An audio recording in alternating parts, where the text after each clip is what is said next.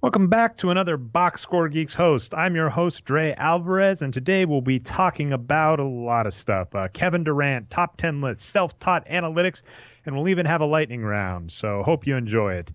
I'm your host, Dre Alvarez, also known as Nerd Numbers on Twitter and pretty much anywhere else where you're allowed to have a username. And as always, our show is co-produced by our own voice of God, Brian Foster, who you can find on Twitter as Boxscore Brian. Give a shout out, Brian. What's up, Dre? Good evening. I'm a little sad tonight. We'll see some crying Jordans later in the show, but that's okay. With NBA right around the corner, I couldn't be happier in the end. Yeah, for those of you that don't know, Brian is a West Coast Bay Area person, so stayed up late watching the Giants lose to, I think it all happened in the ninth inning, right? We recorded this show right after the Cubs. Was it a sweep of the Giants in the playoffs? No, it was a 3-1 series, and if they had not given up that lead last night, it would have been 2-2 going to a decisive Game 5, but it was not meant to be. The burn I gave to another friend in the Bay Area is I thought all of you Silicon Valley types worked late. What's with your teams going home early? Well, actually, in the game that they won in 13 innings the night before, I fell asleep during it, so maybe I'm not a good example. All right, well, fair enough. So let's actually get to our first topic, which is a Bay Area topic. We're going to talk about Kevin Durant and what we've talked about a lot on the show, Brian. I'll actually let you get the lead in on it. But the kind of intrinsic trap that exists whenever you're a star player and you do, I don't even want to say controversial, just anything. Obviously, Kevin Durant leaving a team is a major move. Everything he says now, I mean, just look at LeBron James with the decision. Everything Kevin Durant now says is going to be scrutinized. And you brought to my attention this very interesting kind of Twitter post from, I think, Anthony Slater about the damned if you do, damned if you don't nature of trying to say stuff if you're a star. Yeah, so of course he's been getting criticized for forming a super team by Stephen A. Smith and many others. And now he said, well, I'm glad it worked out the way it did. They lost in the finals, and I love being here. And, of course, he gets another round of criticism for that. Stephen A. even went as far as to say, this means he doesn't even like winning. He lost on purpose or something like that. I'm like, come on. He went to the best team. He must like winning. So I just don't. This is confusing stuff to me. And I'll let you talk about it a little bit. Okay, so the big point on it is, we say this a lot, but if you haven't heard it before, pro sports is the only industry where this happens. If someone leaves an organization, in business, and they go and become a CEO of another company and make, $20 million, whatever Kevin Durant's making, this is never going to happen. They're going to be, everyone's going to be glad for them, or they're going to say, what a badass. I'll cut you off right there and say what's interesting about this, and I'll actually steal my shout out early, Brian, or something from the lightning round early, is if you look at Greg Popovich, one of the things that we really questioned this offseason about the Spurs was we said, why didn't they do better to re-sign Boban, right? We said, they lost too many Kevins. I'm thinking Kevin Garnett, who retired, but of course it's Tim Duncan. Kevin Garnett, I think of Tim Duncan. A common mistake I make on the show, by the way, Brian, is Kevin Durant, Kevin Garnett. I just get them confused all the damn time. So anyway, Tim Duncan retires. We're looking at the Spurs, and we basically said, Boban seemed to be this weapon off the bench. We wondered why he didn't get playing time in the playoffs, and then we wondered why they didn't re-sign him. And a story that came out this week was it turned out that Greg Popovich went, you've got a $21 million offer with the Pistons, which might end up still being underpriced if Boban gets minutes and plays even half as good as he was playing last year, versus I think all the Spurs could really afford to re-sign him for as a min price or something. I think, I don't think they had his full bird rights. He hadn't played 3 years in the NBA. So, they were limited as to what they could offer him because, of course, all their money is going to, rightly so, I'd argue, Kawhi, and then maybe rightly so, LaMarcus Aldridge. So they didn't have the money for him. And, he basically said, go. Like, why would you stick around here when they can pay us more than we can pay you? But then, like you said, you look at Kevin Durant and you've got this, back in the day, the similar example was the Cleveland Cavaliers with LeBron when he left. Dan Gilbert, basically wrote up and said, we're going to win a title before the Heat do. In Comic Sans. in Comic Sans. And we went, how unprofessional, and this doesn't work. Now, I'll say from my own professional life, I've had two different examples. I had one job that I left for a better job, and when I left, they took me out to Red Robin, and were very thankful, and they helped me transition. They were like, made me do a knowledge-based transfer, took me out to lunch, very excited, very happy for me. I had another job that when I left, my boss did like a weird passive-aggressive thing where he was like, if you jump around too much, your resume might look bad and people aren't going to want to hire you, which was odd. And by the way, in the tech industry, just not true. We had Chris Ye on to discuss, how short the lifespans in tech are. So that to me, I was it was very off-putting when I left. And so when we look at companies, when you say other businesses won't do it, you are right that the expectation in other fields isn't to always stay with your current job. That only exists in sports. But at the same time, it is telling of the organizations and people as to how they react to someone getting future success. I will say Kevin Durant, it was very fascinating with the Warriors versus the Thunder, because I think the Warriors were the only possible case that was an improvement over the Thunder. I mean, we mentioned he did leave some money on the table contract wise, but we're arguing that being in that market with his sponsors, it is highly unlikely he doesn't easily make up that money in the long run. If his sponsors know what they're doing, if his deal with, I think he's with Nike, is that correct? Durant is with Nike, yeah. And that was kind of a big thing is when he came over, or sort of Warriors came over, whatever the hell happened, and they pitched to him, one of the things Stephen Curry said is, I don't care about the competition between Under Armour, which is Curry's brand, and Nike, which is Durant's. That doesn't matter. You can be the number one guy here. You can be the star. To be fair, sorry, we're way off your original point, Brian, but I'll get back to it when you give me time. I'll get back to it. It's probably actually fantastic for both, right? I mean, there's this sports in general. So we were talking over-unders. We're not going to bring that up on this week's show because, as you can see, Patrick wasn't able to make it this week. I'm always the naysayer that says stuff's hard to predict. But, in sports, it's zero sum. If my team wins, another team has to lose for me to get that win. If there's a 60-win team in the NBA, that means there were 20 wins distributed among some subset of teams in the NBA that are going to be below 500 as a result. So, that's sports. But in business, it's, if there's a bunch of money flowing into a place, 2 businesses can succeed, 3 businesses can succeed. There's more than one car company. So for Under Armour and Nike, it's probably awesome to have these 2 stars next to each other and in competing brands, because now you can say, I'm Steph Curry, I'm Durant. They probably won't go as Miracle on 34th Street as to, have joint commercials between Under Armour and Nike. It would be a hilarious one to have someone, wearing an Under Armour set of shoes, but then a Nike pair of socks or something. That would be hilarious to show both. We probably won't see that, but that said, it's probably good for both brands to have these 2 stars battling each other for attention, right, in the same market. So that could be interesting.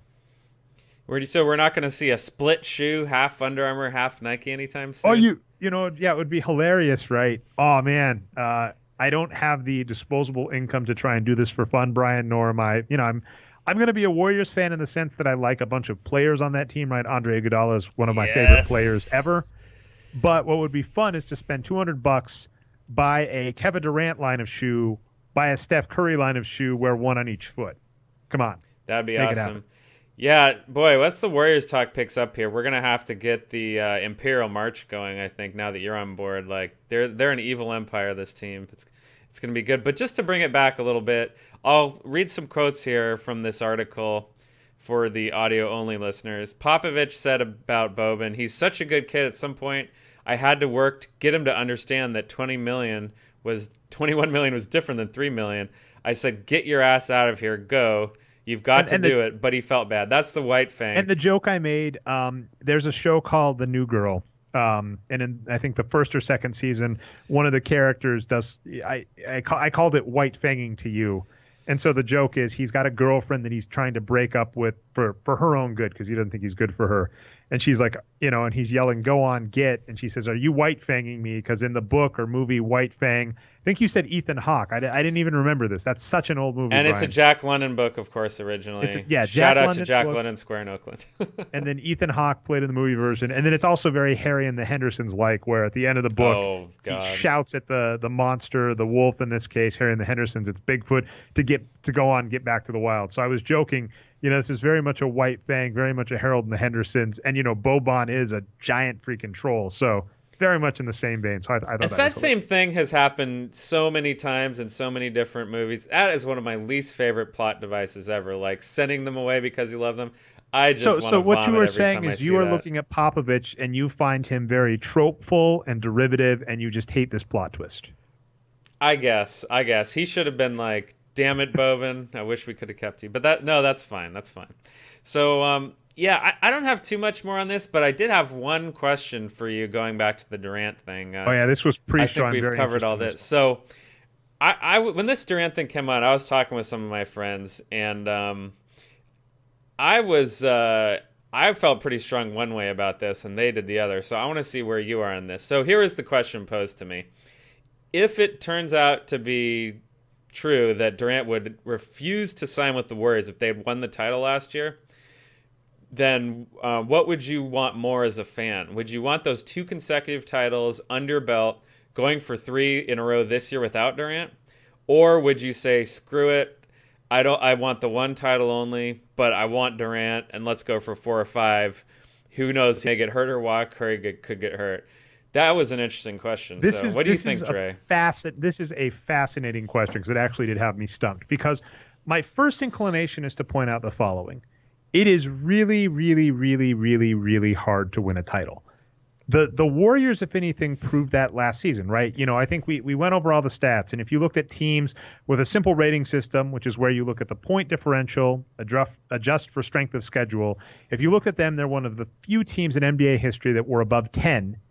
And I think with how good they were, they would have been every other team that had been that good had won an NBA Finals, except for, I believe, the 1972 Milwaukee Bucks of all teams. And it was because the 72 Lakers were in the same field. So basically, the only time a team this good had ever lost was because a better team was in the playoffs.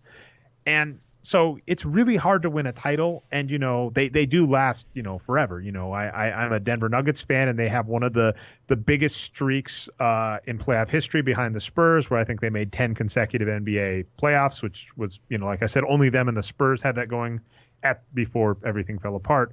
So on the one hand, you do that. On the other hand, Steph Curry and Kevin Durant on a team together is something freaking special. So it's hard to say one way or the other. Now, the easy answer for you is that choice isn't actually an option. We have no idea what caused Kevin Durant to decide on the Warriors. We're going to get later on the show. I think our third topic is going to be the top 10, our first top 10 list we released, which was about teams stumbling into wins. And I think the Warriors here definitely count because there were a lot, basically it had to just be however Kevin Durant's frame of mind was this offseason had to be such that he wanted to go to the Warriors. And there were lots of things against that, right? People hating super teams, the Thunder picking up Oladipo and having more money. So I have no idea. I think this is kind of it's silly for people to phrase it as if that was actually the choice. Oh, it is. This is a fantasy scenario I'm posing to you right now. And I think I think what could be funny, because we've come back and forth on this, is Kevin Durant may have been trying to say this to be nice, right? He could say it's the make lemonade out of lemonade, make lemonade out of lemons, right? It really sucks that the Warriors lost, but something good came of it, right? I'm here. I want to put them over the edge.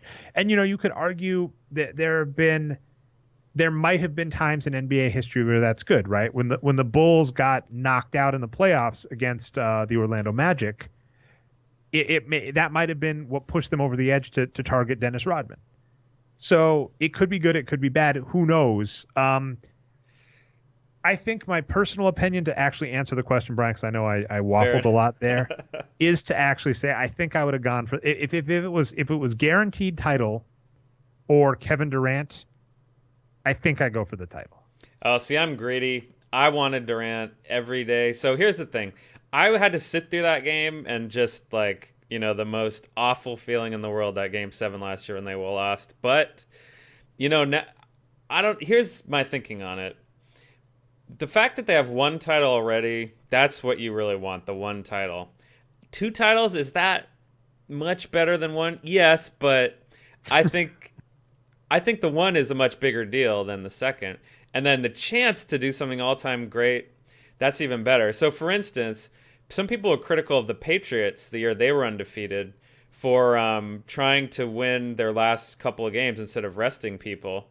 And, of course, they ended up winning all those games, but eventually lost in the Super Bowl on that crazy David play, Tyree again, catch. Exact same thing. That play was absurd. No way you tell me you saw that coming. No, well, right. And I think that they should have absolutely gone for being undefeated. It's never been done in the modern era. The Dolphins did in the 70s when there were less games played. I think they went 14-0 or something like that, and the Patriots were trying to go 19-0.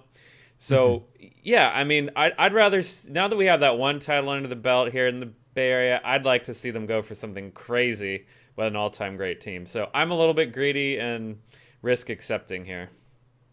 Fair enough. So we got both. We'll probably, I'm kind of intermittent on putting polls on the show. That is a damned good poll. So we should definitely put that up. All right. So because we're coming up on the NBA season, Brian, because there's tons of news we could be discussing, what I want to do is I want to comment on a thought piece from weeks and weeks ago by Kevin Pelton over at ESPN. Before I get going on I'm going to rant and then let you cut in. Before I get going on that, I want to stress that at least in regards to this article, so I'll be very careful there, I am not bashing Kevin Pelton. I am not bashing, let me just make sure I get the name right. I do follow him on Twitter. He's pretty smart. Ed Kupfer. I'm not bashing either of these people. I'm not bashing their analysis. But there's this article that Kevin Pelton wrote about self-taught analytics people. And then he brings up, as I mentioned, Ed Kupfer. And the reason he brings him up is because this guy didn't get a high school diploma in Canada. He's from Canada, but still ended up working for a Stats Savvy team. And I roll my eyes at the Stats Savvy thing, seeing as, some of the players they signed. But he ended up working for the Rockets, and I believe still does.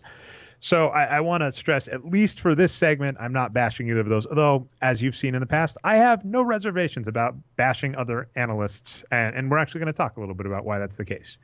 So the crux of this article to me, in what Pelton says, is he kind of says it's entirely possible for kind of anybody to do stats, and that we shouldn't really limit ourselves to kind of people that have degrees and are smart, because, it takes lots of different thinking to be analytical, and that there are self-taught people that have done well, and yada yada. It's all over the place. You can notice, Brian, it's kind of hard for me to sum up the crux. Maybe I'm wrong. I'll let you cut in here. Did you get a different vibe? Because this article, by the way, as someone who rants a lot on a weekly show, was all over the place even for me. Yeah, and I was kind of waiting for you to explain it, because I just reread it again right before the show. I can't get anything at all out of this article. I just don't know what he's trying to say. Sorry. Sorry, Kevin Pelton. I thought there was some subtext, and it's something I want to rail a little bit against. And I want to talk 3 logical fallacies that kind of I want to talk about the self-taught analytic thing. What it felt like to me is that in sports analytics, lots of people are sports fans. Lots of people like using numbers to prove their points in sports arguments. But the side we often end up on that makes us unpopular a lot of times is there are people that say that's not the right math, or the numbers definitively say this, right? The numbers definitively say Michael Jordan was better than Kobe Bryant, or if you want to look, similar eras, the numbers definitively say Kevin Garnett, Tim Duncan were better players than Kobe Bryant. And the reason I bring up those players, they played the same era, it makes it a little easier. And what I find is in analytics, there's been this kind of weird anti-nerd trend while still wanting to be pro analytics, and it's the oddest damned thing. This is in my life. I've got a master's degree in computer science with a subspecialty in statistics. I have my minor in mathematics in my undergrad, which was also computer science. I've worked for a lot of data companies, and basketball, sports analytics is the only place where I've ever found anybody kind of question me as knowing what the hell I'm talking about when it comes to numbers. And I find it is a lot of these self-taught people. And I think the reason that this comes into play is that self-taught people want to argue what they want in sports. And there's no way not to sound elitist on this, Brian. A lot of people muck it up, don't get it right. And so what I wanted to talk about were three logical fallacies that kind of explain why this is a trap. I called this the self-taught trap as the segment part. So the first is what's known as the halo effect. So the halo effect is where you try and view things as concrete, black and white. You want to view someone as a good person or a bad person. You want to view someone as smart or stupid. You want to, all sorts of that, all sorts of things. You want things very concrete. And it gets very hard when we realize that people are complex.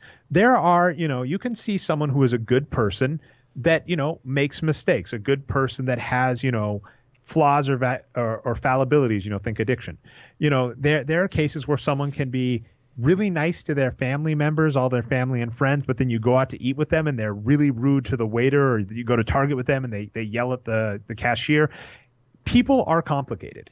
But so the halo effect is this thing where you want to try and look at someone as all one thing. And in sports, we see this all the time, because in sports, we have these people that are tremendous athletes, that are the best at putting a ball through a hoop, taking a ball across a line, hitting a ball over a fence. And then we have to struggle with the cognitive dissonance of some of these people are horrible people outside of the game. But so the halo effect kind of explains that, where we kind of are inclined to categorize a person in one category instead of trying to view them as possibly across multiple categories. And I feel that this actually comes up in analytics. We want to look at people and say, this person is smart, so they should be able to teach themselves statistics or regression analysis. Now, it's worth noting, the reason I said this article is all over the place is Kevin Pelton says, he doesn't necessarily view smartness as a requirement. But I feel in this case, when he defines smartness, what he is saying is educated. And when I say the word smartness, what I find lots of people is they'll say, this person is very smart or very clever. A person that comes up often for us is Nate Silver. Now, all the credit in the world to Nate Silver for the stuff he does with politics. And in fact, I still follow Nate Silver very closely as this election is going on. But when Nate Silver made 538, we had discussions on the show about this, Brian. He basically said, I'm going to take this analytical style of thinking and apply it to all sorts of different fields. And the kind of pushback has been, well, no, you may know politics, but you don't necessarily know all these fields. We've pushed back against basketball regularly. And so that's kind of the point. I see a lot of people go, this person is a smart person, not educated, smart in terms of kind of witty and savvy. And that means they're clearly going to be able to figure out statistical analytics. And that's just not true, because there is a lot of hard work that goes into learning different things. As an example, myself and Dave Barry, I'm pretty educated. He's pretty educated. We're both very experienced. We regularly go back and forth where I don't know regression analysis anywhere near as well as Dave Barry. And he will regularly tell me some of my thoughts on, or questions are wrong or off. And it's important for me to realize that even though I am a highly educated person and fields very related to the research Dave Barry did, that does not mean I am better than him. And I need to be really, really careful when I'm self-taught in things. And that's the next subject I'm going to bring up, Brian, is something known as the Dunning-Kruger effect. So here's the rough part. We bring this up all the time. We talk about this a lot. I talk about this all the time. Every time we bring up the Dunning-Kruger effect, if we have a Boxscore Geeks drinking game, take a shot. Okay, so the Dunning-Kruger effect basically says if you are inexperienced at something, you are too inexperienced to judge how experienced you are. This is like metacognition, hard to explain. So what it means is when you first start trying to teach yourself something, you're not good enough at that thing to have any idea as to if you're good at it or not. And then the funny counterpart to that is as you get more experienced in the thing, like think expert level, you actually start to get a little more doubtful of your own abilities because you realize how complex the field is. As I mentioned, I've got years and years and years doing computer science. And that broaches a lot of subjects, artificial intelligence, network security, the stuff running on your phone, everything, right? And when you do enough of that and someone's like, you're a computer scientist, you know this, I'm like, well, that's true. I do know the basics of what you're talking about, but that's an entire field, like, mobile. I've never done programming for mobile devices. That's an entirely different field that I have no experience in. And so that's what makes the Dunning-Kruger effect really dangerous is it means people that are inexperienced tend to be more arrogant in their abilities than people that are more experienced, which makes it really hard. And the last kind of thing I'm going to talk, Brian, is what's known as the IKEA effect. A researcher named Dan Ariely talked about this. He brings it up. It's named after the IKEA store where you put your furniture together. And the reason he brings this up is oftentimes when someone else has an idea or makes a product, we will be inclined to judge it less good than if we make that same product or thing. And an easy example is cooking. If I make a recipe and you make a recipe, Brian, I have a cognitive bias that I'm more likely to be nicer to my own recipe than yours, even if we did the exact same recipe and you're a superior chef, because I made it. Me making it, it's my idea, it's my recipe, whatever, makes me more likely to grade mine higher than someone else's, even if they're the same. And Dan Ariely did lots of fun experiments. He actually did it with origami. He'd had people put origami figures together, just like a little paper crane. And then the fun part is he would have people bid on their origami figurines and have other people bid on them as well. And he would see how much they thought other people would bid versus theirs. And what he found is people were more likely to overrate their own, like if they were trying to say on the open market, this would fetch whatever. And we've probably all seen this, right? There are people who start up an Etsy store and are like, people are going to spend $20 on my blankets. Now, some of them do. There's some awesome stuff on Etsy. And some of them you look at, you're like, that is a joke.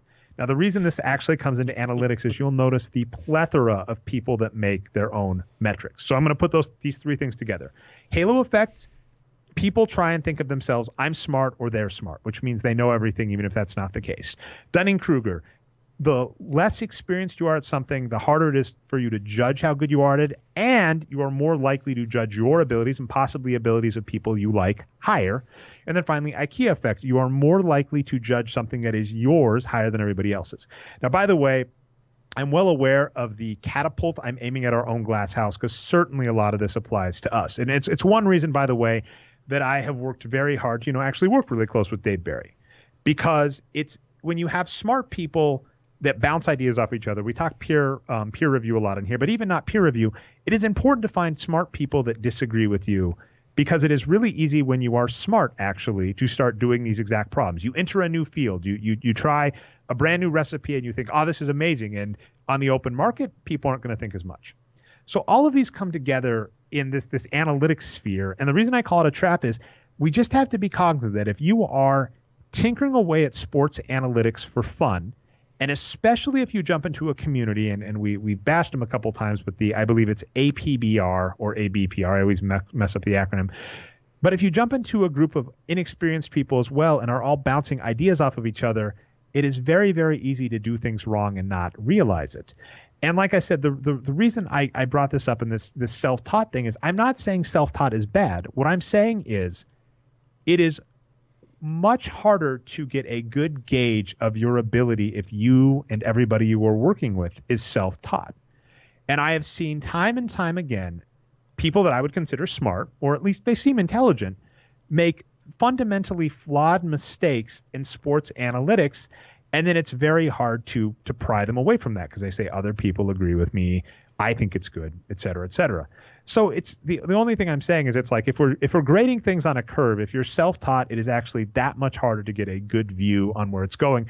And I'm not actually against this article from Kevin Pelton, at least not that much, but I'm just saying the kind of grandiose myth, and he brings up Bill James at the start of this, is to say these self-taught people are figuring things out that the mainstream don't. And I don't think that's the right view to have. I think it's to say if you are passionate about something and want to learn, all of the tools are there for you to do it, but it's going to be harder for you to get a clear view of how it's going.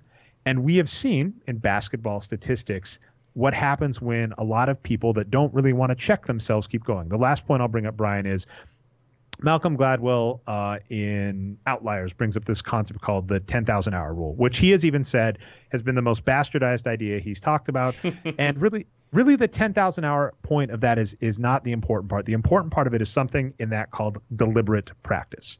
So basically what happens, if you want to improve something, you need the myth at the time, the 10,000 hour rule was 10,000 hours of deliberate practice. Now, the importance of deliberate practice is you are basically constantly challenging yourself. That's what the deliberate practice parts mean. And usually deliberate practice requires like the aid of a mentor or the right system. one thing that we'll notice is if you want to make the Olympics, there are probably lots of people that have the body type to make the Olympics. I don't know how many, but what we'll notice is when there are people that make the Olympics, they tend to be in a village or place that has an expert person in that field. I'm from Colorado. You know, the Colorado Springs training facility for the Olympics is right down there. So you'll notice that people that make it to the Olympics tend to be near a mentor or someone who's able to give them that guidance to get there. And so with deliberate practice becomes really important because it means you have to be challenged in a way that you are improving. And so a lot of people, when they heard the 10,000 hours, they thought, if I practice this for 10,000 hours, I'm going to be awesome. I saw lots of people go, I've watched over 10,000 hours of basketball, so I'm probably an expert. Well, when you are watching those 10,000 hours of basketball where you constantly checking your assumptions, updating your things, you know, improving what you were writing down, et cetera, most people weren't. They just watched it casually. So, you know, like I said, it's the way you practice, not the amount. Well, it's both. You need to get a lot of practice in. The reason the 10,000 hours is different, though, is that's the point. Some people are faster learners than others. So there's not a hard and fast rule. And even the subjects change. For instance, one of the topics he brought up was chess.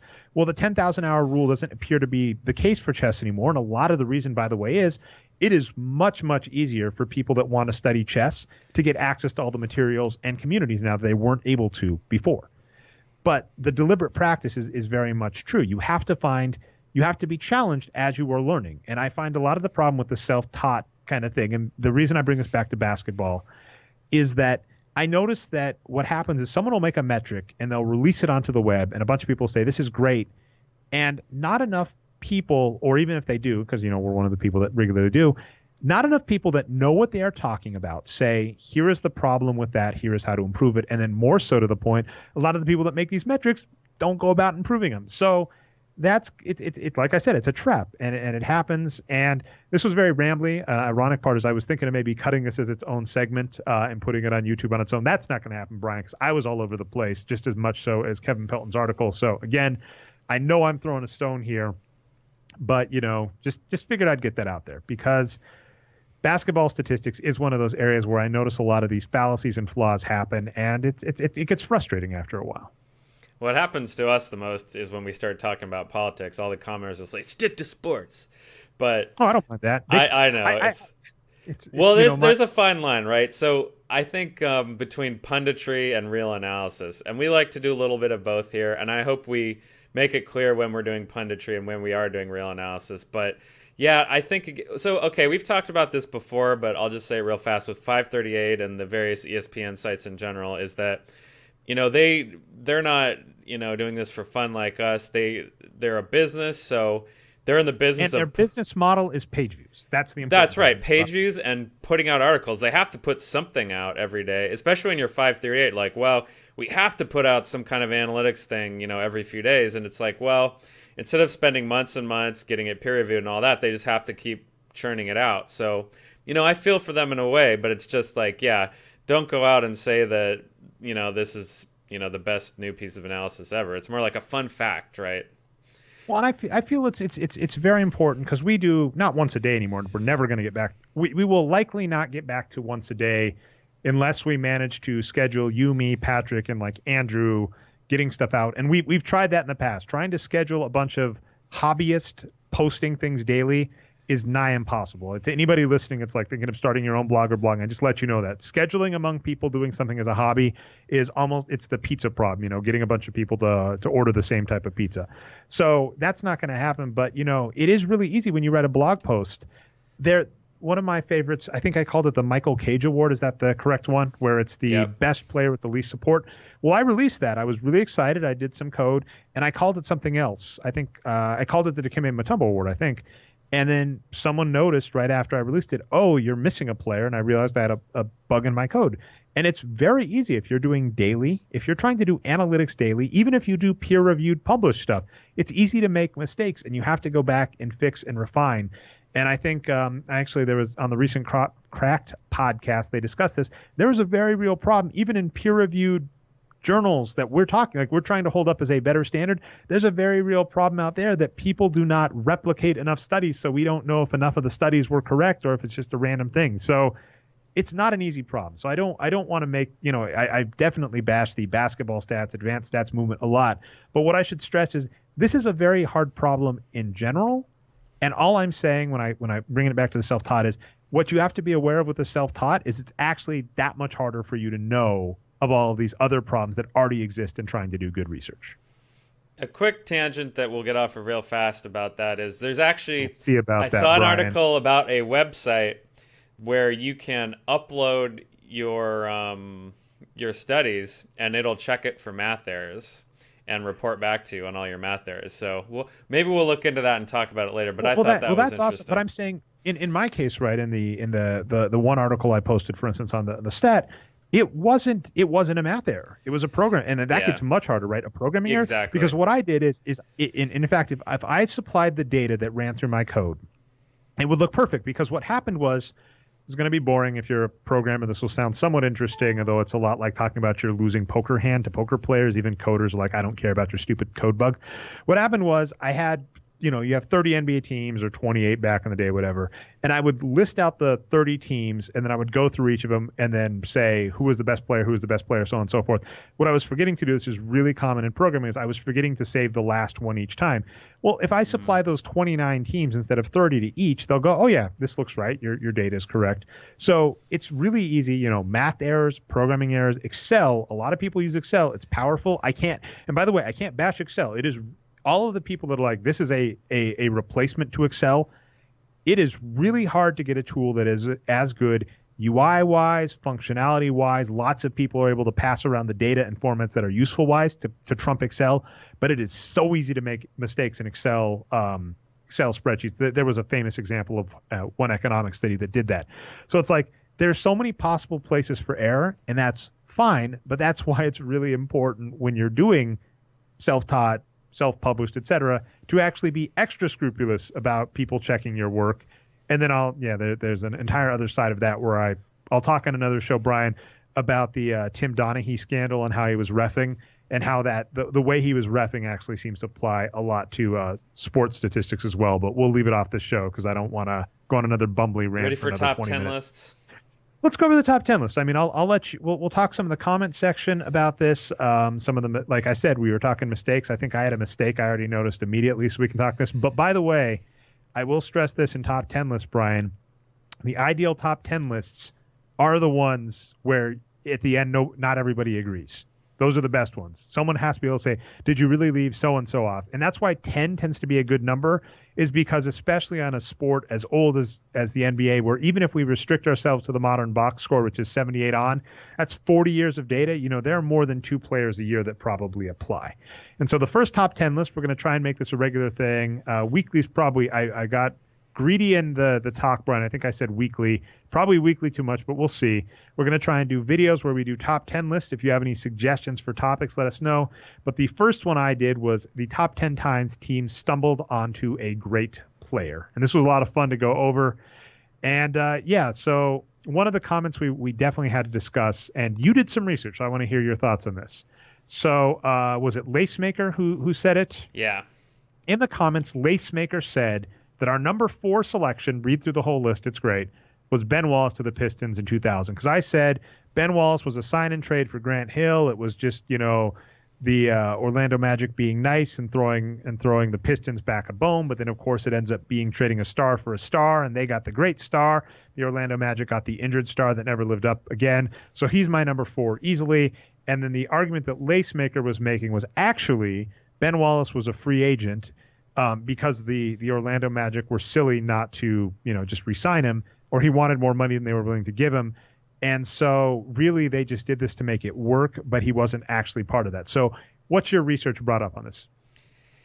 It seems to be true. So, yeah, it was a sign and trade. And there's articles that Lacemaker found with Atkins and Wallace saying, yeah, we really believe in what the Pistons are doing, and they gave us the money, so we wanted to go. So to me, it's still kind of a stumble for the Pistons because just deja vu, right? Just like you said with Shaq, Orlando refused to pay Shaq what he was worth, and Orlando refused to pay Ben Wallace what he was worth. So he got away from them. So it's still a bit of a stumble. I wonder if I would drop it lower on the list in that case, because, I viewed it as you had the player on the team, and why would you trade them away? Not as much as, you'll notice Moses Malone, for instance, was an MVP that season. He takes him to a title immediately, but he's 8th on the list for me because that was, stupid, but not, in my opinion, wasn't necessarily as unforgivable. So I don't know. So thank you, Lacemaker, for pointing it out. Thank you. As we just said in the last segment where we're talking about self-taught, self-published, please, please, please, if you have disagreements or notice factual errors or mathematical errors, put them in. We love that. But again, you talk about the modern bias. It was hard to find. Like, all of us were looking for articles, and it took a while to find something that actually, said something about this. And even then, it's not definitive. So, but I think he's right. But so what I was going to say is there was a very clear name. No one gave me crap about this, so commenters, thank you. But there was a very clear name that I think is actually a fantastic replacement at number 4, and I can't believe I left him off the list, especially as he retired this year. The player I would bring up is Kevin Garnett to the Celtics. And so let's sum this up. So as I said, this is teams stumbling onto lucky players. The reason it's lucky is, right, Kevin Garnett wants to leave the Minnesota Timberwolves, but he's going to be a free agent, so he's not going to agree to sign with whatever team he's traded with unless he likes the circumstances. The Celtics try for him and he initially says no. And allegedly, again, this gets into that Ben Wallace territory. Allegedly, there was a handshake deal for him to go to the Lakers. But anyway, what ends up happening is the Seattle Supersonics, now the Oklahoma City Thunder, are trying to dismantle themselves to have a justification to move to Oklahoma City. So Clay Bennett trades away Ray Allen for basically nothing to the Boston Celtics. So the Boston Celtics get Ray Allen. Ray Allen is enough to convince Kevin Garnett to come over. They get Kevin Garnett, Defensive Player of the Year, arguably their best player that year. They go on to win a title, and just in one of the most dominating fashions of one of the best teams of all time. They make it to 2 finals, losing a heartbreaker in Game 7. So I think an acceptable, I'm not going to change the original article or video, of course, Brian, but I think if we're doing, a redaction, right? And we can do that on the show, I would say Kevin Garnett can replace Ben Wallace in that number 4 spot, and we can put Ben Wallace as an honorable mention. I have a few thoughts. Okay, so here's a funny thing is, so I remember at the time that some analysts, we use the word analyst loosely here, pundits, whatever you want to say, people at the time before the KG domino fell were against that Ray Allen trade for the Celtics side. They end up giving up a first-round pick, which turned into Jeff Green eventually, and he's not a guy we like too much, but whatever. You couldn't have known it was him at the time. Or maybe you could have. Was it before sorry or after for the draft? typing in the background, but I'm definitely looking up some stuff that I'll have. So, because people thought Ray Allen was old and broken down at that point. Of course, he wasn't. He still had many good years left in him. So, but then once that Garnett domino fell, they're like, oh, okay, maybe this is all right. But here's a question for you about the criteria, because in these other situations, it's kind of like, well, here's someone that teams maybe didn't want as much, and they got lucky to get him for a low price. I remember there being like a huge, everyone was gunning for a Garnett. Everyone knew he was an all-time great player at the time, and I guess the Celtics maybe stumbled on him because they got lucky that the Sonics decided to pick their package of assets. So but there's a lot of other teams going after him. All of these players exist in that, this was a marquee player that, for whatever, that's why I called it stumbled. For whatever reason was available and arguably shouldn't have been. I'll actually give George Karl a lot of credit. When the KG trade happened, they asked him about it, and he said, if I was Minnesota, I would never have given him up. And it's arguable, right, that Minnesota could have held up KG and said, you're just never going to get the pay. If you hate us that much, sure, but you're leaving so much money on the table if you do this. Yipes, he was traded with Glenn Davis, and the reason I'll include Ray Allen, because I agree with you. I just looked up his numbers. He actually had his worst season with the Sonics the year before he was traded. He had just turned 31. So those people might have been right. Jeff Green certainly looked great. They also got Wally Szczerbiak. I forget if Wally Szczerbiak was still a force, because he's one of those players that same thing, great shooter in his younger days, looked great, and then when he got older, not so much. But all I was going to say there is that it was lucky that he was on the market and that they were able to, that Ray Allen piece that was enough to push it over the edge. I think that entire narrative, whether or not we, the analysts, agree of what we thought of Ray Allen and if it was right or wrong, obviously in hindsight wrong, but we stress this a lot. Hindsight bias is really tough, because if we, looking at the data at the time, we could have said Ray Allen's 31. Ray Allen, just missed 30 games. So that's injury. Just had the worst season of his career, and is set to make 50 million. I'm looking at his stats in 08, 09, 10, 50 million over the next 3 seasons. So if he's done, you're stuck with a $16 million a year. This, by the way, is back in the day when the salary cap was much smaller. It's like trading for Ray Allen could really could really hurt you. And it's worth stressing, they were getting him with the hopes of coaxing Kevin Garnett over. But if they don't get Kevin Garnett and Ray Allen doesn't pan out, this is one of those things we've bashed other teams for, right? You try and get a player with the hopes of getting another player to you like Carmelo Anthony, but then if you don't get that second player, you're stuck with the expensive first player. So I 100% agree with your point, Brian, on the stats there, but I'm saying in the situation with how it worked out, I consider it a stumble, and I think it's worthy of 4. And I actually don't agree with that, by the way. The price they paid for him was not that big, really, and to have the chance to get his star form back, I think it's hindsight's maybe biasing me, but obviously it was great for the Celtics. Although, and by the way, sad day because Wally Szczerbiak just fell apart with Boston. It's a rough one because he had actually been quite good the season before 2005, 2006, 06, 07. He looks bad and he just never really came back. Yeah, he had a kind of resurgent season in 08, 09. But that's only 1,500 minutes and he was done after. So sorry for the tangent on Szczerbiak. All right, so we had some honorable mentions we wanted to mention from Art, who said this in the comments. Figured we'd get him on air because they're pretty good. Jeremy Lin to the Knicks. Nope, don't agree with that. Hassan Whiteside to the Heat. That's a fantastic one. A little rougher with how it all worked out because, he hadn't played that many minutes, and it's, definitely a hindsight bias, but that's fun. Chris Paul to the Clippers is one. Actually, Brian, same boat as KG. I'm a little remiss that I left that off the list. So, Art, way to find a dagger to me. I agree, mainly because this involved the league stepping in and canceling the trade to the Lakers, right? That was the craziest stumble ever for the Clippers, to have a trade get canceled for their trade to happen, basically. Well, and then you also have to have this weird scenario, right, where the league owns, at the time, the Hornet? What yes, were they? The league owned the Hornets at the time. I believe George Shin had sold it, anyway. Charlotte, I hate you so much with your names. The Hornet situation, the Hornet, Bobcat, all that stuff, Pelican situation. They've been made whole now. They've been made whole. Muggsy Bogues is happy somewhere. All right, so hate that. Steve Nash to the Suns is a fantastic one, too. I actually really regret this one, so good job, Art, because that is one where, he was older, but it's worth noting he wasn't asking a max contract. I think he got, $11 million a year. His numbers were still great the season before he left.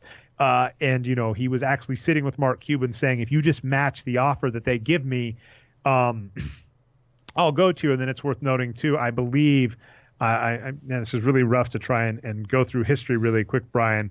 Obviously, as you noted, we did a bunch of research for that first article, and then now I'm trying to quickly do research for Art's fantastic additions. But it's worth noting, I think, with Dallas that they said, Steve Nash is too old because he was turning 30 when they let him go. But then I believe they signed, who was it? Not Jason Terry. I think it was not Eric Dampier. Sorry. He was already there, yeah. I'm really messing this up. But they signed an old player to a very similar contract, which made me kind of chuckle. Which position, remember? Sean Marion was already I think it was Jerry Stackhouse. I think they signed Jerry Stackhouse to like a $10 million a year contract. What do you mean Jerry Stackhouse old? He's still playing in the league, Dre. Can't be Is he still around? No, yeah. He's not. He's done. I think he finally retired. He's done in 2013, Brian. Jeez. You're in the past. But yeah, he signed like an $8 million a year deal with the Dallas Mavericks. So it's kind of like they didn't sign Steve Nash because he was too old to $11 million a year, and then they signed Jerry Stackhouse to $8 million a year.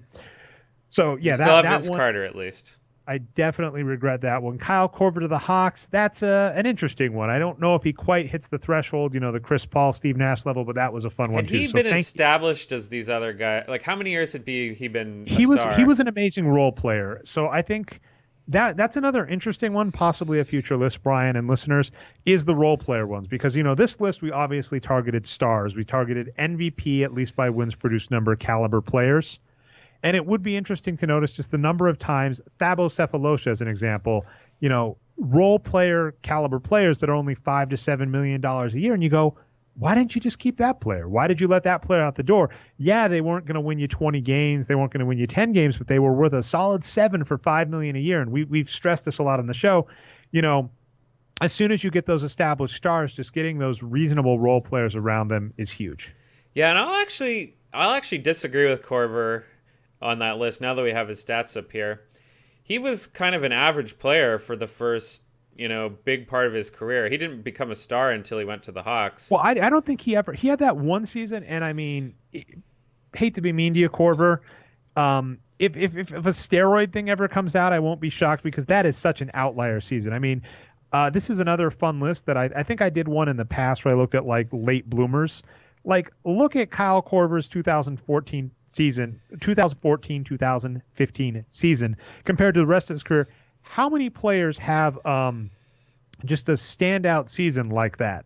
And there was actually a player for the Cavaliers. I can't remember his name. I probably won't add it to the script listener because it's a lot of work and I've already been jumping around a lot. But had like 1-star season and that's it. The rest of his career, nothing. This 1-star season. Kyle Korver, same kind of deal where he has this jump in Atlanta and a second jump, and he's doing it, I think, at age 34 or something. So, yeah, I think we'd have to look into the shot charts and shot selection, all that. But my first hunch is, well, maybe going into this Budenholzer Spurs style offense could have improved his shooting, but who knows? Maybe steroids, like you said, that's another topic. Well, definitely. I think it's definitely worth noting that Larry Bird. Sorry, my dog wants to come in and listen to me talk. I guess Larry Bird, as an example, would have been fascinating because he was the best 3-point shooter in the NBA. And, I think, as I said, Brett Barrett sent this along to me. I think in one season, Steph Curry, I think last season Steph Curry took more threes than Larry Bird took in his entire career. Yep. So we really have to wonder if Larry Bird had the green light to shoot from 3 in the 80s, what would he have looked like? Anyway. So we've gone over that. Yeah, definitely. And some thanks to Todd, too, who just talked more about Dennis Rodman being traded away. So what were you saying? Yeah, so his point... just that Todd's point was that this is the Rodman trade was such a stumble that it was part of what became the Ted Stepien rule. And I found this article on about.com that lists some of these players. And so Ted Stepien was a very poor owner of the Cleveland Cavaliers at one point, and he traded away so many first-round draft picks for nothing, basically, that they put in the rule that still stands today. You can't trade away first-round draft picks in consecutive years. It has to be every other year. And Rodman was one of those players. He was... he was taken... Well, he was a second-round draft pick. He was 27th overall in the 1986 draft. It says he was the 27th pick, but that was in the second round because don't forget... Smaller league back then. Yeah. But either way, that's good history lesson on the Ted Stepien rule there. I enjoyed that. And, Dennis Rodman, wow, what a great player. He deserves number one on this list, I think. Okay, good. For whatever reason, I briefly forgot that I'd put him at number 1. I did have some, looking over the list is the fun part about top 10 lists, as I mentioned. Looking over, I'm really fighting with myself as to whether or not Kareem should have been number 1. But, it's there, it's written. That's the way it goes. All right, so we're actually really close to an hour, if not over an hour, Brian. But let's do a lightning round really quick. We'll just mention these topics. I'll get, kind of a haiku, one thought from each of us on it, and move on. So this is really interesting. The Heat may delay waiving Chris Bosh. So it looks like Chris Bosh is done with the Heat. They're going to say he's not health cleared to go. But they may wait to clear him until after the playoff deadline, and it looks like they're kind of doing that to prevent him from, trying to sign with another team. This is one of those hard cases, Brian, where I'm actually on the Heat side.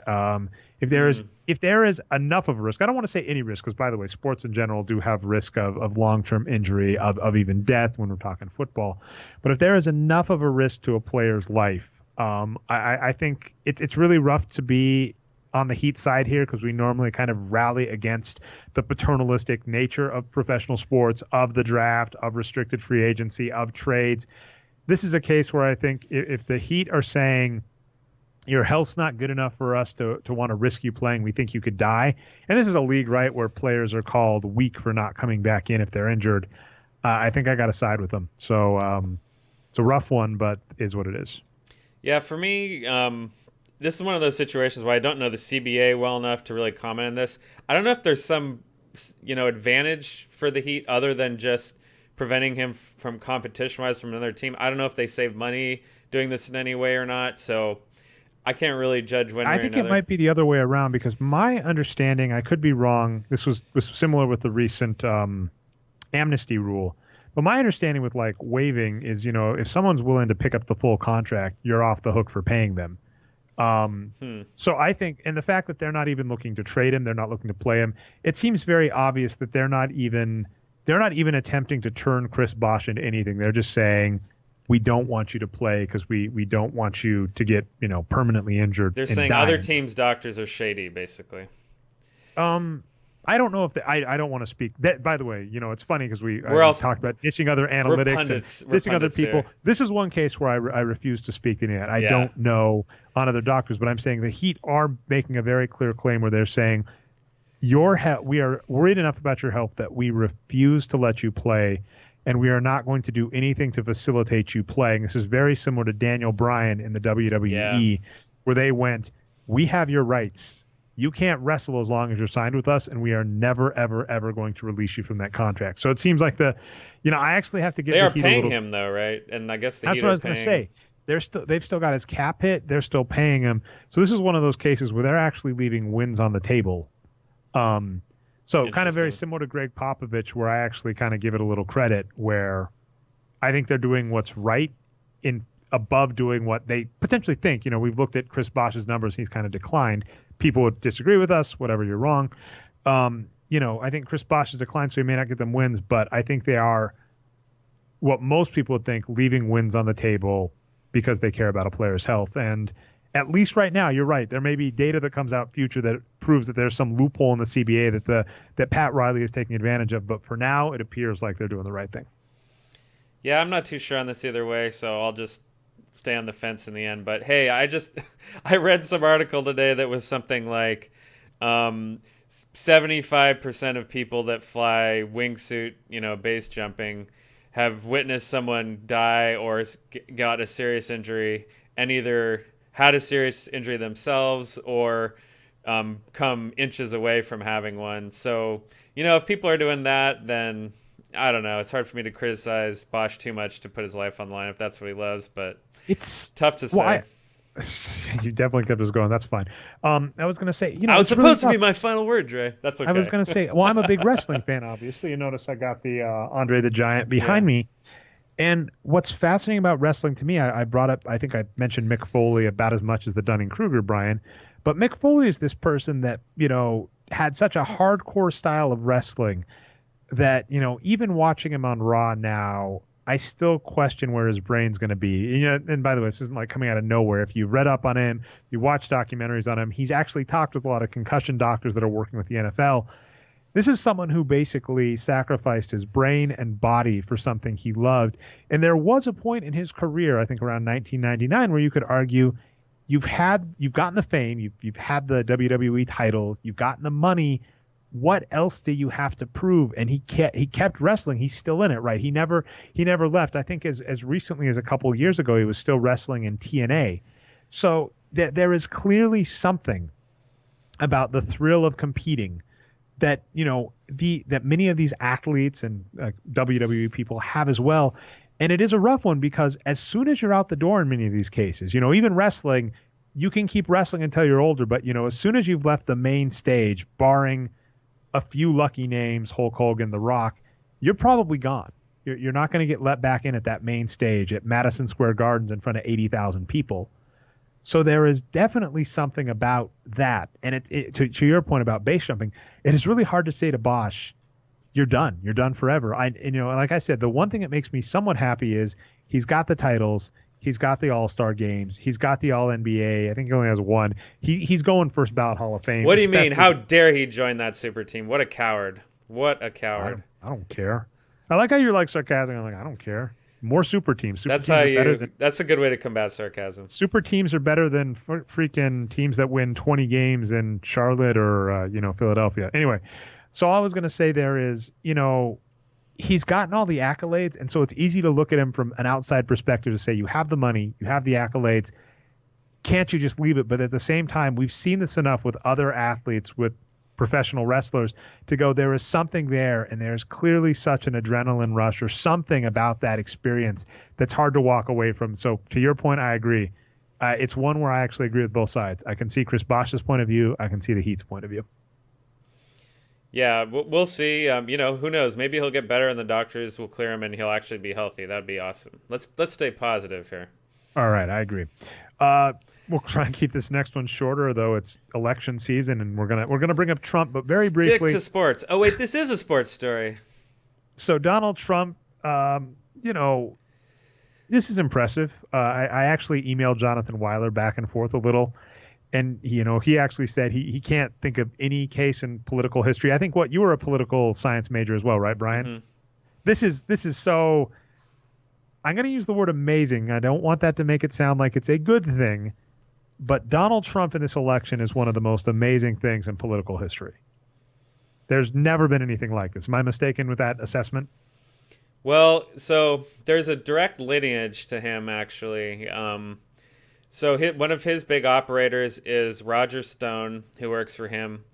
And they were both mentored by, Trump and Stone, that is, were mentored by a guy named Roy Cohn, who was who worked with McCarthy. So what we're seeing now is basically straight up McCarthyism and McCarthy's playbook through this guy, Roy Cohn, who died back in 1986. But in the 80s and 70s, a young Donald Trump was mentored by Roy Cohn. So there you go. It's basically McCarthyism. Another piece of news, this was Adam Todd Brown over at Crack talked a lot about this.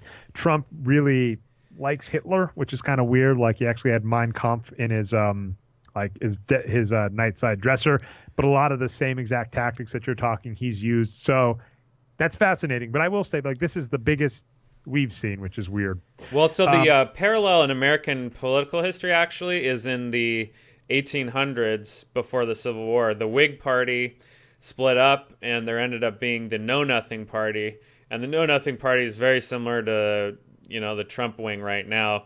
Just anti-immigrant, nationalist kind of stuff. And, eventually Lincoln came along. But, yeah, they're basically like the Know Nothings. So there you go. Interesting. That's going to be fun to put on the script. Make sure to add something. Oh God, I wasn't ready. That's just off the cuff. All right. Well, you can fact check it for me if you want to send a link along. All right. But anyway, so sorry that was off topic immediately. But Donald Trump jumped into the sports arena again. Deadspin put this out where Donald Trump decided to talk about football and how they're the very classic. We've talked about this machismo culture of football. Where Donald Trump came out and said, I'm trying to actually find the real... I've got it here if you want me to read it. What's the exact quote? Yeah, can you read that? So what happened is a woman passed out cold at his rally and then stood back up afterwards, and he said, here's his quote, "That woman was out cold and now she's coming back. We don't go by these new and very much softer NFL rules. Concussions.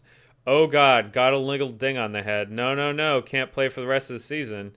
Our people are tough." He's referring to the woman who came back. So, yeah, I mean, he's found another politically correct thing to go after, in his words. So there you go.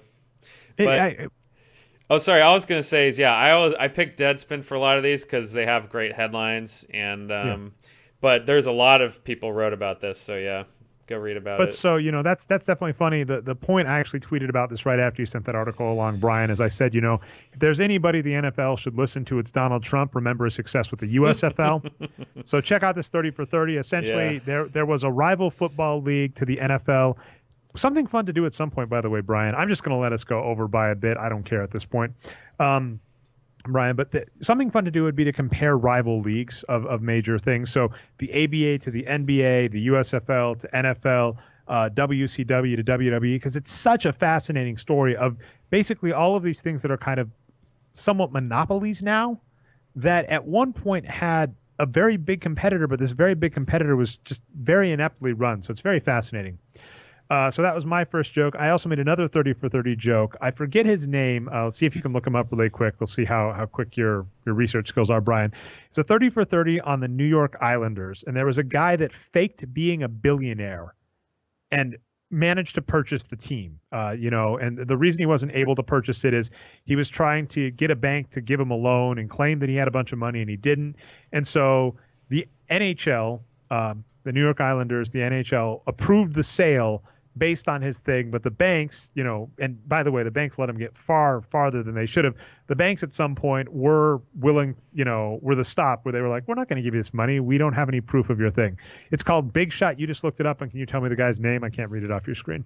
Dallas businessman John Spano. So John Spano lied about being a billionaire, tried to buy a team, and it all fell apart. And I said, for some reason, that's just striking a bell with me right now when we're talking about the selection. I don't know why. This happened in 1996, Dre. That is only 10 years ago. Or, sorry, 20 years ago? Boy, I can't do math. That's not that long ago. This still happened?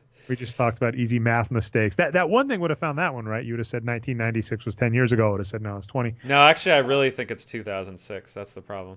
All right. But yeah, I mean, it is funny how this stuff happens. But yeah, so 2 funny ESPN 30 for 30s to check out. And on the machismo culture, I was going to say, this still does interest me where I find it very odd. We'll let this kind of be the last wrap up before shout outs, Brian. I find it very odd, the culture of it is a weakness if you are not able to bypass your physical limitations, because the things about concussions are, essentially you give yourself brain damage. And the other possibility, again, we've talked at length about how all the research and stuff on this is still very much up in the air, and we're not arguing that repeated head trauma is good for you. It's very much similar to smoking, but we are arguing that a lot of the science is very politicized, so it's hard to know the exact thing. I'll mention Cracked again. I think I've mentioned them 3 or 4 times this podcast already. They just did a recent one on why it's really hard to know in science, and so they talked about confounding variables this last week, where you look at someone and you look at people that just eat eggs. Well, the people in your sample, the reason they all eat eggs is because they all eat breakfast food, and so that means they're eating eggs with bacon. So how do you control for people that eat eggs without bacon? You first have to know to look for that variable, and then maybe if you don't know about it, it can still confound your study. Making me hungry, Dre.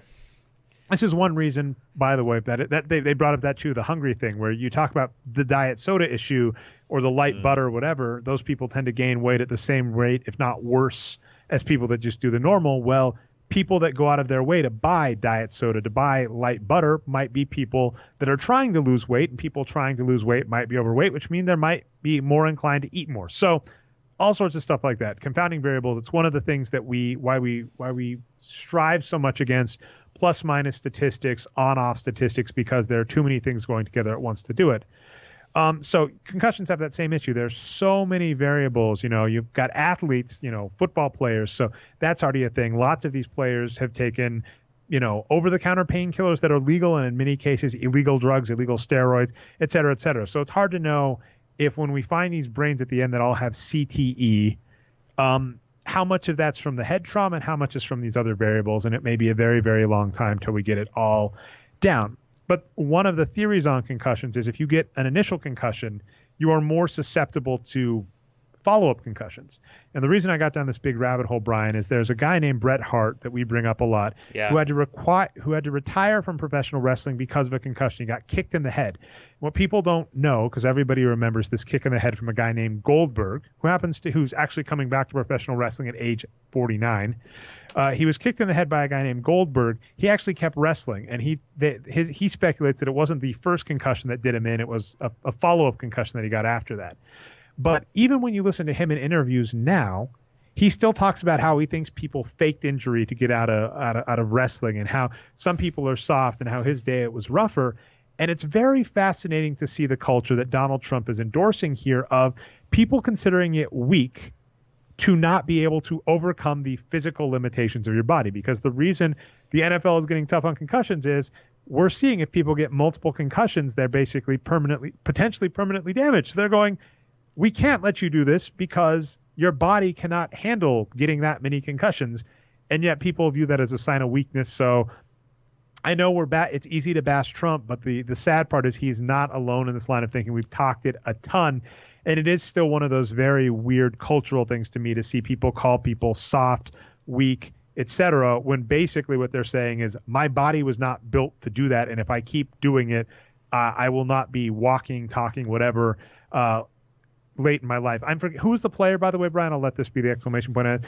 When Kevin Love had the concussion protocol and other players said something about making sure that you're still coherent in future years, and how people that talk about how Kevin Love is soft for sitting out, I aren't think it thinking was about the Andrew long. Bogut who said that actually. And interestingly, he ties into another story today. He made the accusation, well, not accusation, but he speculated that the Kevin Durant was a done deal to the Warriors well before the summer, that they had worked it out way in advance. So Andrew If if Bogut if crops if, up all over the place. if we want to talk conspiracy theories about that, there's an absolute reason that could be true, because the NBA has lots of rules about collusion, about players and teams talking to each other before the correct times in free agency. So I'm not going to say he's right or wrong, but what I will say is, there's some theories where we go, I have no reason to believe that. There is no reason to disbelieve Andrew Bogut on that, especially since a huge part of that deal being a done deal was getting him off the team. Yeah, although he was very fair about it. He said, it's a business. We knew there was rumors. We knew this could happen. We knew that it was either me or Andre, being Iguodala, that had to go because of our salaries. Although, me, I would have picked Klay Thompson. But that's what Bogut said, and, he's in a good place in Dallas, so there you go. I don't know on that one. That's a rough one. Well, because the other part, sorry. Okay, last one, Brian. Whatever. This tangent kept going. This is I'm going to call this the never-ending tangent in the show notes if I actually put in the work to write it. The show notes, Brian. But with Klay Thompson, another thing worth noting, we've talked a lot about teams being in good positions going forward. Klay Thompson at that contract is a much better trade asset than an expiring Iguodala and expiring Bogut would be. So even then, I don't agree. And I've said this, this may come up on future lists. Hint, hint. But I'm really curious to see what that offense is going to do, because Curry, Klay, and Durant are three of the greatest three-point shooters in NBA history. How do you stop that offense? Yeah, there was some article, we'll have to get the link for this, about what NBA records could fall this year. And one of them on their top 5 list was team three-pointers. So I can see it happening. So. If they want to take 50% of their shots from three, with how well Iguodala, Curry, Klay, Durant, how am I dropping his name? Draymond Green, with how well all of those players shoot from three, shoot away. I mean, we always bag on the usage curve, right? And the Warriors taking more threes and just making more, we use to help make fun of the usage curve. Well, let's see how far they can go, right? Let's see how far they can go taking more threes. To be fair, by the way, on this never-ending tangent, the usage curve or skill curves tends to apply to individual players. A team allocating their shots better doesn't tend to fall into that, but I think they'll be fine. I do think I agree with Steve Kerr that there's no way that Steph Curry is getting 400 threes this season, but that could very well be, to your point, that, I don't even know what I'll let you go into shout-outs and then just give this stat to end it, Brian, but I don't even know what the team record for made threes in a season is. I'm going to look that up right now, and why don't you go to your shout-outs? Oh, very well. I have a couple of shout-outs today. The first is a guy that we love on this show. Zach Randolph had a quote today about how he's shooting a lot more threes in the preseason this year, even though he's in his mid-30s. He says he's like an iguana. He likes to adapt. So he's not like Andre Iguodala. He's an iguana. So good on Randolph for these mixed metaphors here. And he's a guy who has improved a lot as an older player in the past. One of the anomalies to do that. So maybe he can do it again. I love Zach Randolph, so let's see what he can do. And my second shout out, we already talked about earlier in the show. San Francisco Giants, the even year bullshit is broken after winning 3 even year World Series in a row. They are not going to win it in 2016. So, yeah, there's no gone fishing in Major League Baseball like there is in the NBA, unfortunately. But, yeah, I guess I'm done watching baseball for now. Let's get ready for the NBA. Well, it was getting rough, by the way, for us because, with show planning, you'll notice this one on a Wednesday. This week, I was actually able to go on Tuesday because my parenting classes ended. Keeping you guys in the loop on future kid, Daniel Alvarez, my son, who's expected in November. That's right. I'm taking an excuse to brag about kid, Brian. Put his crib together, car seat together. We're all set to go there. So we're just about a month out. But that used to be why we weren't going on Tuesdays. I was going to baby class. I was ready to go on Tuesday this week, but Brian had to watch the Giants, and then I mocked Brian after it and said maybe we should have podcast instead of watching the Giants. All right, I actually have a shout out. I just threw it on the script, Brian. I'm going to give it to Stacey L. Brooke, who you may recognize as one of the co-authors of The Wages of Wins, and I don't think he did Stumbling on Wins, but he definitely has worked with Dave Barry a lot. And he points out that the Cubs beat the Giants, the Indians beat the Red Sox, the Blue Jays beat the Rangers. Less salary defeats more salary. What gives? So, and he's got a blog post on it that we'll definitely include in the show notes. My other shout out, I'm going to give this shout out to 538 of all places, despite what we said at the start of the show, and women. 538 released a post about what the voting looks like if we look at women voting versus men voting. And if we look at women voting, Hillary Clinton would get, of the needed electoral vote, she would get 458 electoral votes, and Trump would get 80. And it looks like 1, 2, 3, 4, 5, 6, 7, 8, 9, 10, 11. Only 11 and a half states would be red. The rest would be blue.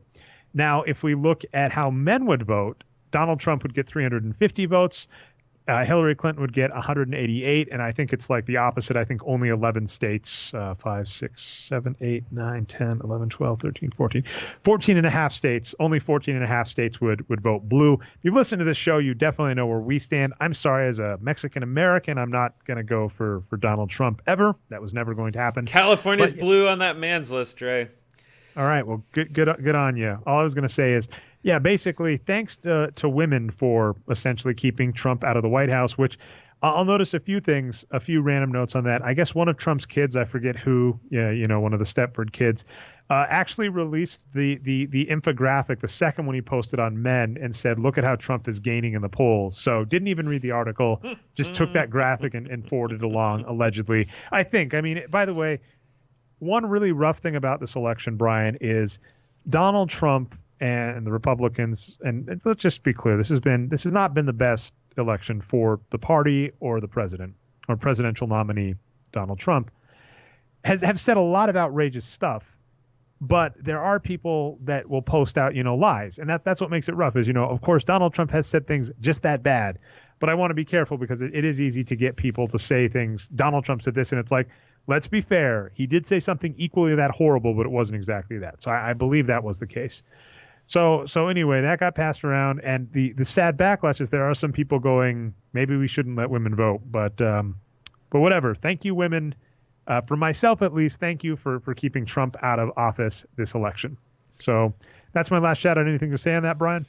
Yeah, I'll just say I'm okay with that because we had to live through the 90s, the days of like color blindness to racial problems, and like we were past that and everything was equal, and that was all bullshit. So I'm glad this is all out in the open now. At least we know where we stand with these folks. So there you go. All right, so anyway, that has been the tangent that wouldn't end Boxscore Geeks show. I've been your host, Dre Alvarez. You can find me on Twitter as Nerd Numbers. Our co-host and producer, Brian Foster, who you can find on Twitter as Boxscore Brian. If you find us not through the website, you can find us at boxscoregeeks.com.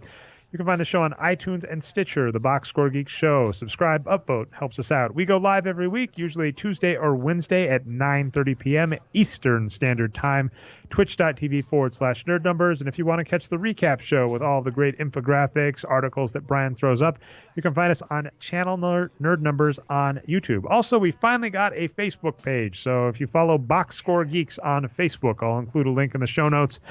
But yeah, I think we got like 3 followers, Brian, but I finally bit the bullet and made a Facebook page. So with that, have a good week, and we'll see you next time.